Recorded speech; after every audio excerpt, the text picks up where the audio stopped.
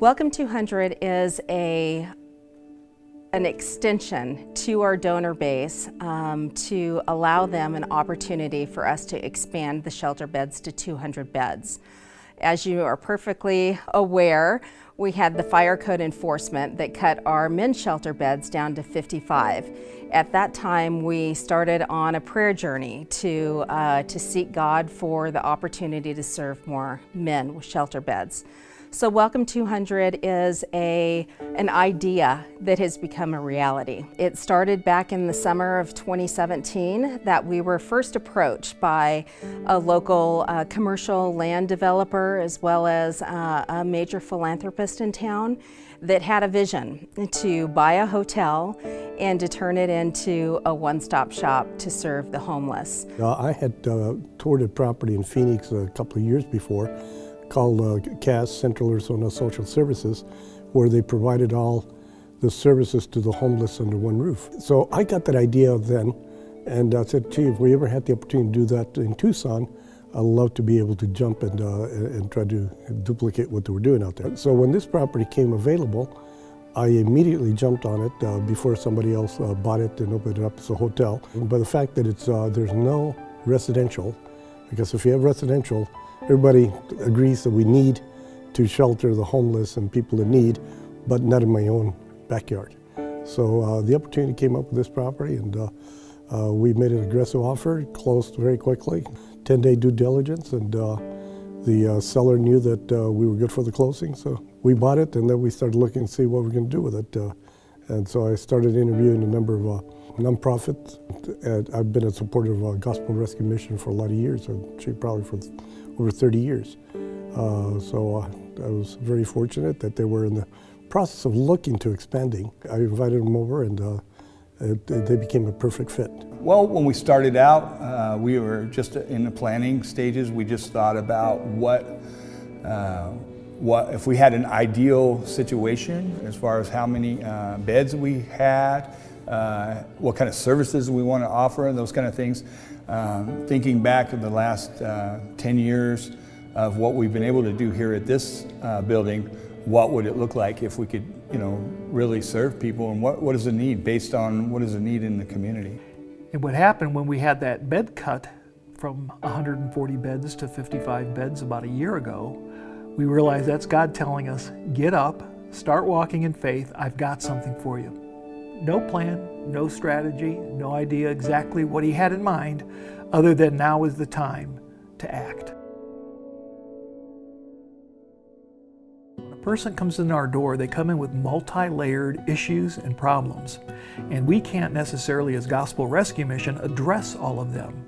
So we have for years worked with other nonprofit organizations, behavioral health organizations, and agencies to help these people get what they need for services to turn their life around. Working as a collaboration is extremely important, especially in the nonprofit world. We all provide services. We all rely on donations, some with government money, us just donations. We don't use government money. And with that, none of us can provide everything people need. So some people are good at housing, some people are good at counseling and therapy, some people are good at behavioral health, some people can provide shelter, but we all have to work together. The problem with that is that all of these organizations are located throughout town. Homeless, for the most part, walk. Some take the bus, a few have cars or bicycles. So they have to go way across town to the east side to get XYZ service. Then they have to go across town to the downtown area to go to the traffic court or drug court. So they're all over town receiving services from various organizations in order for them to get all of their needs met.